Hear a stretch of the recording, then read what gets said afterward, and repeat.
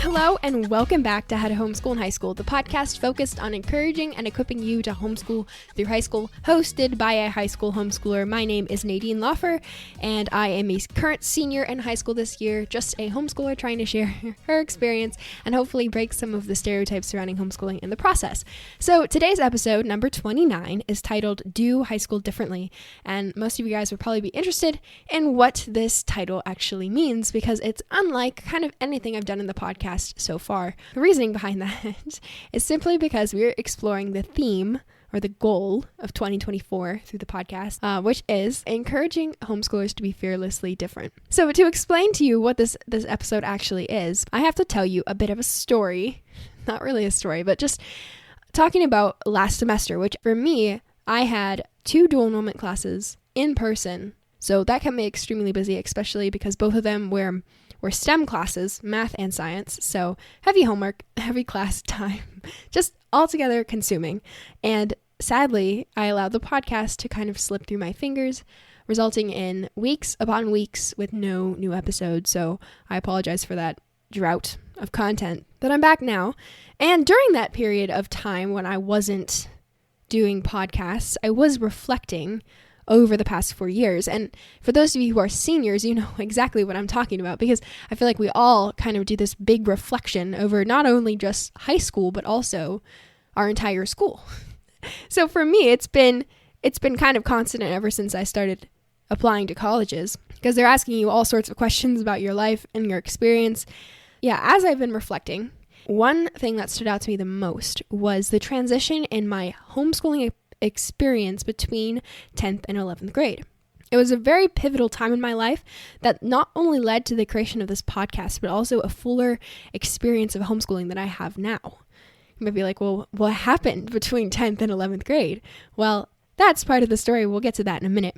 But I learned a lot that year. And I often think about how different my homeschooling experience would have been if I would have known these things in 9th grade going into high school or earlier on in 10th grade.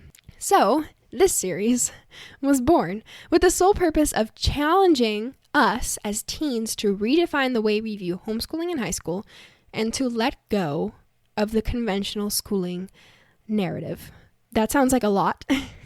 And not all of it will be accomplished in this one episode. The goal of the podcast of this episode is to launch us into this year with this foundation, encouraging high schoolers to be fearlessly different and truly embrace our unique experience. So this is just the first step for this entire year. And every episode I do from this point out will have our mission and goal in mind.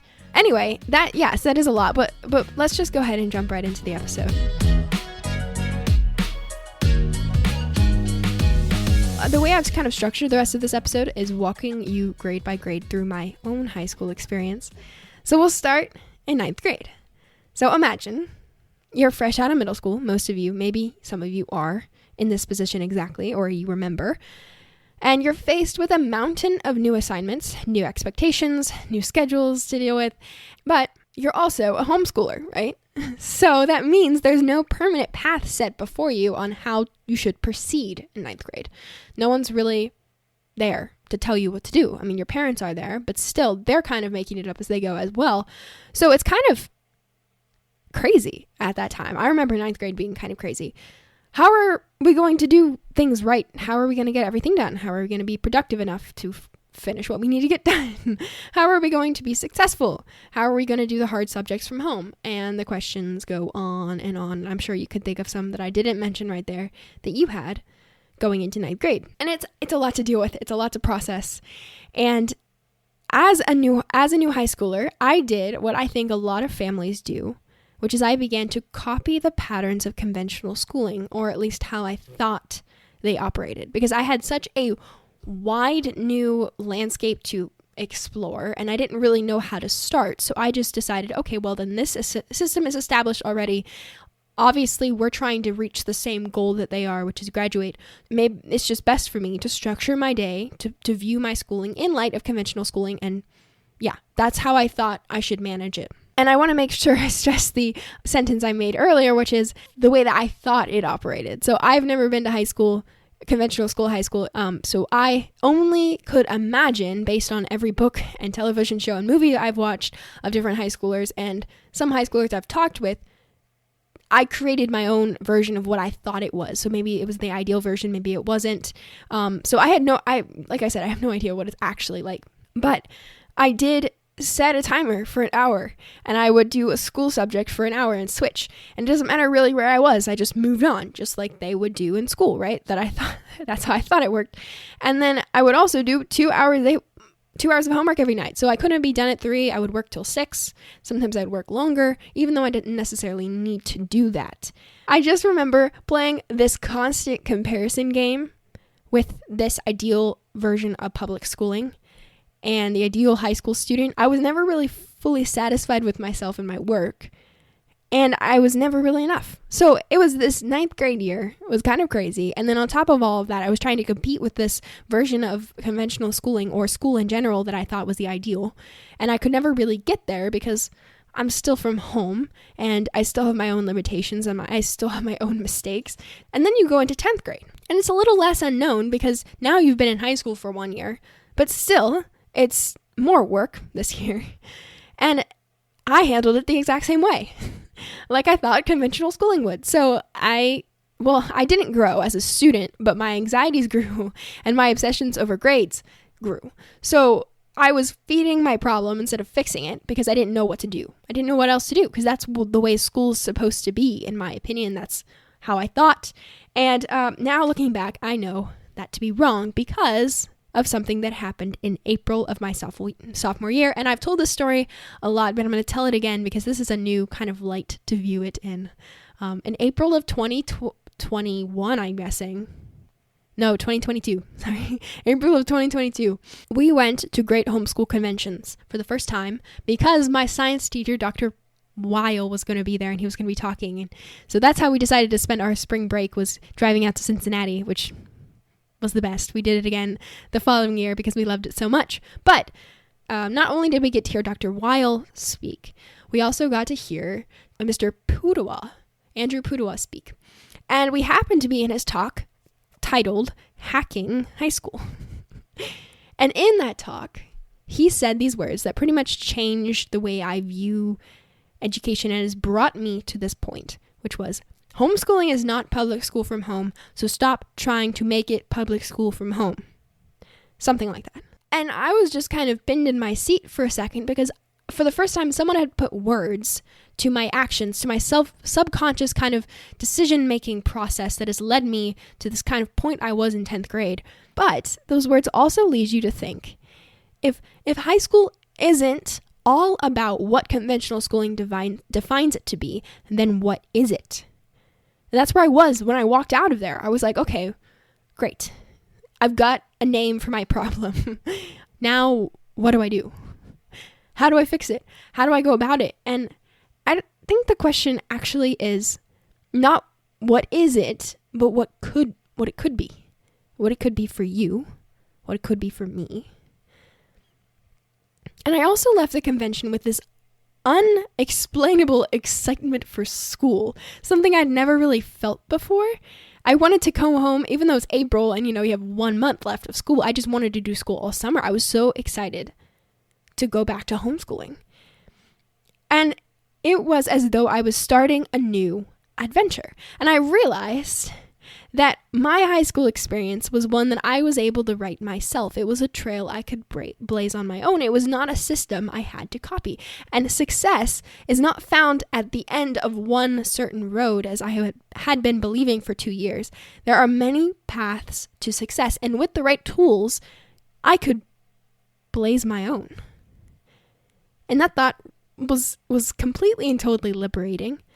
And that was the transition, the summer of my sophomore year to the fall of my junior year was a transitional point. It was a mindset shift because I've come to realize that there are 2 things to note that really determine the success of your homeschooling experience. The first one is lifestyle change. When you decide to homeschool, you change your lifestyle. That is that is so kind of obvious because now you're not going to school, you're not riding on a bus, you're at home, your lifestyle is now completely and utterly changed. So that part is necessary for a good homeschooling experience, but a lot of times we stop there, and that's exactly what I was doing with high school. I was not going physically to a high school, but I was trying my best to make it as much like I thought it was from home because I found security there for some reason. And the second part that determines a healthy or growing homeschooling experience is a mindset change, a mindset shift. We're no longer comparing ourselves to the system. We're doing something different. And if we don't shift our mindset, then you're stuck where I was, which is just between the two. It was like my pastor from Florida used to still does make this analogy where, you're on the dock, there's a dock and there's a boat, and you have 1 foot on the boat and 1 foot on the dock. And the boat starts driving away, and you have to make a decision. Are you going to go on the boat or are you going to go on the dock? If you can't stay in the middle, it's dangerous. You're going to end up in the water. And that's where I was. And the boat was driving away, and I had 1 foot on the dock and 1 foot on the boat, and I was going to end up in the water. Because I had to make a decision. And that mindset change, I got on the boat my junior year. Because I shifted the way I thought. Because of that quote. And because of that entire talk, honestly, I shifted my mindset. And you may ask, what has been the result? Me being here. That would have never happened had I not changed my mindset. So, through this year, I hope to give you the tools not only to homeschool through high school, because the more I'm researching, the more I realize there is a lot of podcasts, there's a lot of information out there for you to find the basics to homeschool through high school. I want this place to be something different, something to help your mindset as you homeschool through high school, not only just the paper and the pencil and the books, but also how you should think about high school to really make a difference in not only your community, but maybe even the entire world. So we're not going to diminish the transcript or the classes and the boxes you need to check to graduate. We're just not going to limit ourselves to thinking that's all what high school is. I couldn't even have imagined that 2 short years later, sitting in that convention, that I would have the opportunity to come back to that convention and have my own booth there, and then also have an opportunity to actually speak at the convention myself, which humbles me. Glory to God in the highest, because I never thought that would ever be the case. But that full circle moment has just literally came to me yesterday, was the fact that one talk at that convention has led me to come back actually and hopefully do the same thing for other people. At the point of the story being, you have no idea where you could go or what you could do. So I want you, fellow homeschooler, to experience the same possibilities, the same freedom of self-education and detachment from the system. So what am I not saying? I'm not saying don't have structure. I don't want you to take what I was saying about my early years of high school as a sign of, no, okay, I don't need structure. You do need structure. But the fact is, we can get done at 3. We do not need to work till 6. You do not need to have 2 hours of homework every night. Like, that's negative stuff that I was allowing into my mindset. You do need structure. So I do, every once in a while, whenever I'm writing my, if I'm stuck in a loop where I just cannot be productive, I will set timers and literally say, this assignment I know will take me 30 minutes. I need to have it done in 30 minutes. But then there's other points where I'm learning something really interesting. So I don't have a stop time. I just learn until I'm like, okay, I should move on now. So that's the part of it that I'm challenging you to explore. But structure is incredibly necessary. So don't get rid of structure. But yes, through this podcast, through this year, I hope to give you the tools necessary to be able to do high school differently. The truth is, we are different. We're different. When you choose to homeschool, you're going to be different. And I've spent too much of my time, I think, trying to convince myself that doing certain things and being certain things would make me less different. But the fact is, I can never escape the difference. And I used to think it was a bad homeschooling stereotype, but I don't think that way anymore. I think it's part of who we are. And if we learn to embrace it instead of to try to break it and make us look the same, there's some power in that. We can use our different experience to make a difference in the world. And that is what my challenge is for you today, is to use your different experience. Find out how you can to make a difference in the world.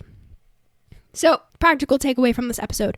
If I don't have a practical takeaway from an episode, I think, what in the world did I just spend the last 20 minutes listening to, and for what reason? So, I will give you a practical takeaway from today.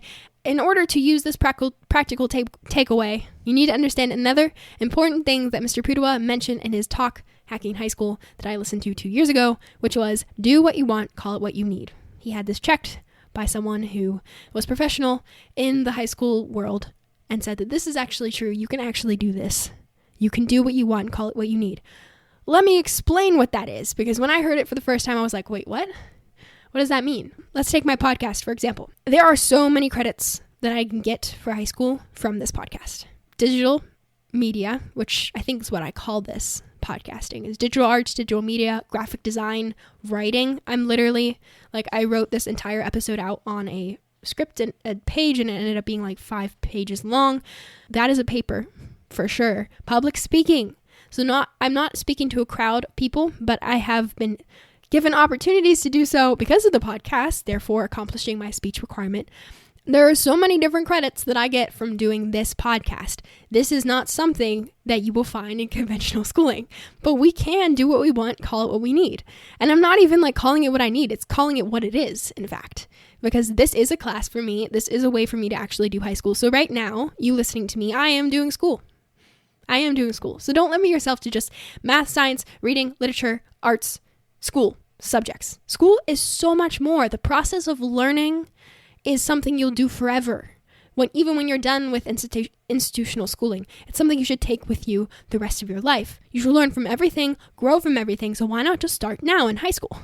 Think about starting a business, finance, marketing, public speaking again.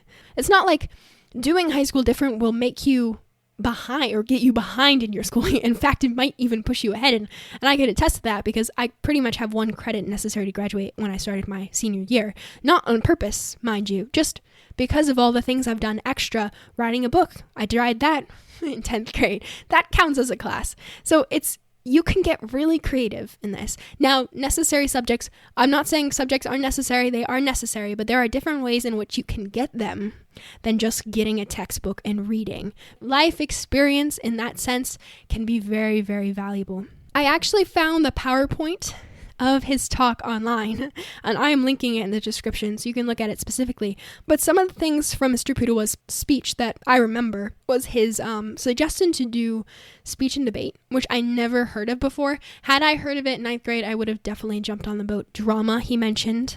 So if you're interested in that, go back and listen to episode number 27, where I interviewed the young family who are very heavily involved in theater. I am not, so I really don't have anything else to say on that, but go back and listen to them talk about their experience. Dual enrollment. I can attest to this one. You are pretty much learning how to do college in high school. It's a brilliant thing to do, especially if you're planning on taking a higher education. You are 3,000 steps ahead of everyone else. I'm not kidding. And just learning from other freshmen and them trying to figure out how to do college, you're pretty much taking your freshman year early. So now I'm armed with so much knowledge on how to go into how to go into college successfully because of that experience. Community service. So programs like AHG, who have that American Heritage Girls. Sorry, I'm so used to everyone knowing what I'm talking about. American Heritage Girls has this giant project at the end of your high school year that you can do, which is called Stars and Stripes, which is implementing a community service project in your community, obviously, because it's a community service project. Oh my. But oh man, there's so many things you can get from it. Scholarship opportunities is one of them, but just your ability to plan and implement a large-scale project. You are learning so many life skills. I recommend doing that, or any sort of community service. And then this podcast, I would say, falls under this category of community service, or at least I hope it does. Some community service. And then starting a business is another one he mentioned, which I talked about earlier.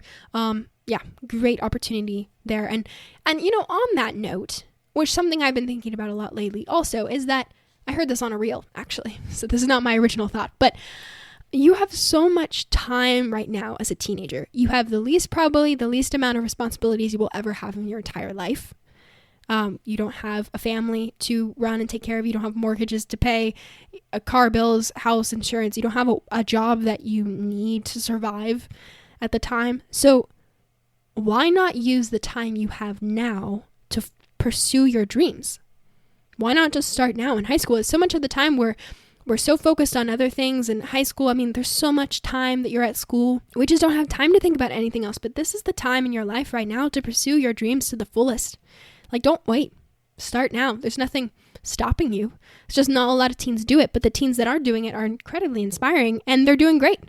I mean, as long as you work hard and you're willing to put in the hours, you have no idea where you can end up. It's just a thought. That's been encouraging me as I, continue to try to be consistent in content and to podcasting, is that this is my time to do it. This is the time in my life that God has given me. So why not I use it as wisely as I possibly can? Yeah. So I have a bunch of different examples of people I think are doing high school differently that you can follow on social media. I'll link them all below. The Young family being one of them for sure. And then Naya, who has Niched by Naya, the YouTube channel I was talking about last week. I had her on. It was an awesome episode about being productive as a homeschooler. She is doing high school very differently. Now she actually finished high school, but still her YouTube channel attests to her pursuing and inspiring the homeschooling community, so community service, while still in high school, and there's so much she gained from that experience. Jaden Sky, who will be on the podcast in a few weeks, she is starting her own photography business while still in high school, and she's been working on this skill of hers over the past 4 years of her experience in high school. So another amazing homeschooler doing high school differently. There's so much you can do, and my challenge for you is to not limit yourself to the one standard approach to high school when it could be millions of different versions, unique to your individual mind, unique to your individual person and purpose. So if you are a homeschooler who is doing high school differently, having a business, you have a YouTube channel or whatever you are doing, maybe it's something I didn't even mention, tag me in your social media posts, whether that be Facebook or Instagram, and I will share it because I want us all to build this kind of community and encourage each other. Because the thing I realized whenever I walked out with that information was, now what? Now what do I do? How do I even go about it? What are things I could do? And it just happened. So my family was talking about us sharing our homeschooling experience, and for some reason I was just like, oh, I'll start a podcast. But to have examples of other people doing high school differently would have really encouraged me. So if that's you, I want to find you because I love finding more homeschoolers online. So please tag me and I will share, and we'll just create like this little community of each other, encourage each other over the year. And who knows where we'll be next January, who knows?